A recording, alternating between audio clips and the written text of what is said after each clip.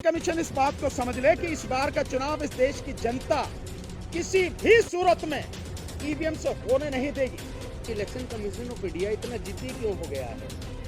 वो क्यों जनता की भावनाओं को दरकिनार करके ईवीएम से चुनाव कराने पे आमादा है? बहुजन क्रांति और बहुजन नायकों को समर्पित दलित दस्तक का 2024 का शानदार बहुजन कैलेंडर आ चुका है। कैलेंडर छोटे और बड़े दोनों साइजों में उपलब्ध है। बुकिंग के लिए दिए गए नंबर पर व्हाट्सएप करें या ईमेल करें। पब्लिक सर्वेंट, जनता का नौकर। इतने समय तक उसने मूर्ख बनाया इस देश की भोली भाली जनता को, और उसने कुछ नहीं कहा। तो वो ये मान के बैठा है कि सब जैसा वो हुक्म देगा वैसे ही मान लेंगे। ये संभव नहीं। मैं बार बार इलेक्शन कमीशन को चेतावनी दे रहे हैं हम लोग कि इस बार ईवीएम से चुनाव होने नहीं देंगे। उसकी समझ में ये बात आ जानी चाहिए। ये बात आ जानी चाहिए। ये आंदोलन इस देश के कोने कोने तक, गांव गांव तक, घर घर तक पहुंच चुका है। मैं आपको बताऊं, हमने कल ही इस समय जो प्रेस कॉन्फ्रेंस करी थी, एक नंबर हमने मिस कॉल के लिए जारी किया था, 9667222062। आपको जानना है उस फोन की क्या हालत है? एक पल के लिए 24 घंटे अब होने हैं, ये फोन बंद रही। कितने 5000 अब तक आ चुके हैं।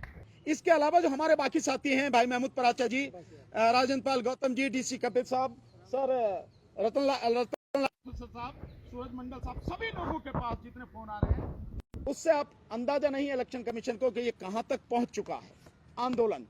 तो हम सिंपल, हमारा ये कहना है, इलेक्शन कमीशन इस बात को समझ ले कि इस बार का चुनाव इस देश की जनता किसी भी सूरत में ईवीएम से होने नहीं देगी। वो अगर समझती है कि सरकार के पास में फौज है, पुलिस है, सब कुछ है, मैं कह रहा हूं अपनी तोप टैंकों को भी इस्तेमाल कर लेना, लेकिन जनता जब खड़ी होती है, इतिहास इस बात का गवाह है, टैंकों के मुंह भी बंद हो जाते हैं, तोपें भी शांत हो जाती हैं, बंदूकें भी नीचे को झुक जाती हैं। इस बात का अंदाजा होना चाहिए। ये जनता है, पब्लिक है। इसलिए इस बार इस देश की जनता ने ठान लिया है, वो अब अपने साथ इस इलेक्शन की जो धांधली हो रही है ईवीएम से, ये होने नहीं देगी किसी हालत में।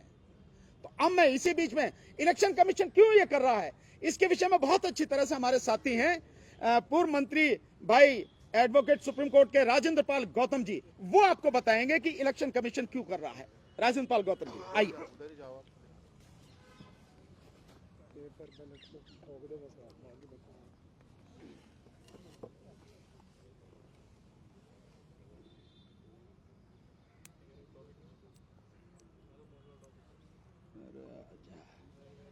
साथियों, सबसे पहली बात तो ये है कि ये इलेक्शन कमीशन ऑफ इंडिया की जिम्मेदारी बनती है कि वो जनता के उस विश्वास को कायम करे कि जनता को ये भरोसा होना चाहिए कि वो वोटर जिसको वोट देना चाहता, उसका वोट उसी प्रत्याशी को गया है जिसको उसने वोट डाला है।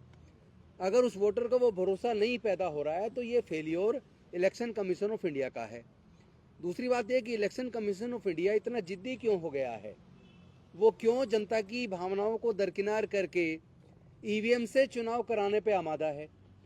क्यों वो आज सरकार का इस्तेमाल करके आदरणीय प्रशांत भूषण जी के उस ट्वीट को हटवाने के लिए ट्विटर से उसने क्यों बोला कि वो उस ट्वीट को हटा लें जो ईवीएम के ऊपर उन्होंने बोला है?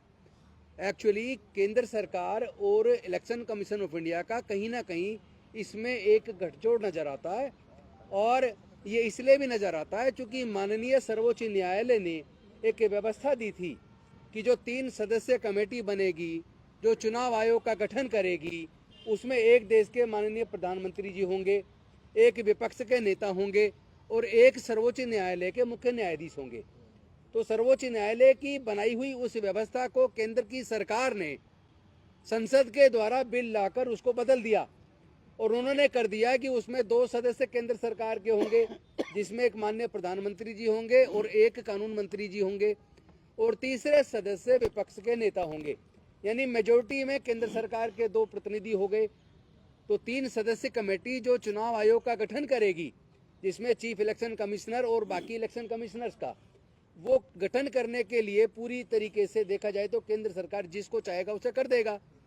तो वो अधिकारी जिनको चीफ इलेक्शन कमिश्नर और इलेक्शन कमिश्नर केंद्र की सरकार बना रही है, तो वो चुने हुए लोग केंद्र सरकार के इशारे पे काम करेंगे। और ऐसा ही हो रहा है। और मैं समझता हूँ इसमें माननीय सर्वोच्च न्यायालय को रोल प्ले करना चाहिए। जब जब कोई भी कानून सरकारों ने बनाया है और वो कानून देश के संविधान के खिलाफ है, देश के या फेडरल स्ट्रक्चर के खिलाफ है, या जो हमारा basic structure of Indian constitution उसके खिलाफ है, जब जब कोई सरकार उस कानून को बनाती है तो उसको नल एंड वॉइड डिक्लेयर करने का अधिकार भारत के सर्वोच्च न्यायालय को है। तो हम सर्वोच्च न्यायालय से भी निवेदन करते हैं कि ये जो माननीय सर्वोच्च न्यायालय के द्वारा जो व्यवस्था बनाई कमेटी के गठन करने की, जो कमेटी चुनाव आयोग का गठन करेगी, उस व्यवस्था को जो केंद्र सरकार ने पलटा है उस कानून को रद्द करे और उस व्यवस्था को जो माननीय सर्वोच्च न्यायालय ने बनाई थी उसी को दोबारा लागू करे।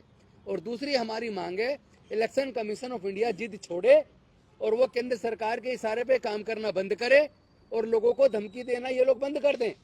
ईवीएम पे बोलने पे वो कोई मुकदमा बना देंगे या जेल में डाल देंगे या क्या कर देंगे, वो जो करना है कर ले। ये जनता का आंदोलन है, जनता को ये भरोसा होना चाहिए वोटर को कि उसकी वोट वहीं गई है जिसको वो देना चाहता है। क्योंकि इस तरह के भी वीडियो सामने आए हैं जिसमें एक प्रत्याशी खुद जो चुनाव लड़ रहा है और उसी बूथ पर उसका पूरा परिवार, उसके रिश्तेदार रहते हैं, और जब उस पोलिंग बूथ की जो मशीन खुलती है तो वहां से उसको एक भी वोट नहीं मिलता। तो फिर कैसे भरोसा कर लें इस ईवीएम मशीन के ऊपर। और दूसरा जो नया जो अभी इसी तरह की वीडियो आई, जिस तरह की प्रशांत भूषण जी बता रहे थे, जो उन्होंने ट्वीट भी की है कि लाइट जलते वक्त तो वही वाला वोट दिखा रहा है वो जिसपे उसने डाला है, लेकिन जब उस बॉक्स को खोल के देख रहे हैं पर्ची जो निकल रही है वो दूसरी निकल रही है। तो फिर कैसे इलेक्शन कमीशन द्वारा जो ईवीएम से जो चुनाव कराने की जिद है उस पर वोटर भरोसा क्यों करे। उस पर भरोसा कायम करवाने की जिम्मेदारी इलेक्शन कमीशन ऑफ इंडिया की है और वो केवल एक ही तरीके से संभव है। बाकी किंतु परंतु सब दूर किए जाए और केवल जो है बैलेट पेपर से चुनाव कराया जाए, ये हमारी मांग है। इससे अलग दूसरी कोई भी बात पे हम स्वीकार करने को तैयार नहीं है। ना देश की जनता, देश का मतदाता किसी दूसरे तरीके से वोट डलवाने पे सहमत नहीं है। हमें बैलेट पेपर से चुनाव चाहिए। धन्यवाद।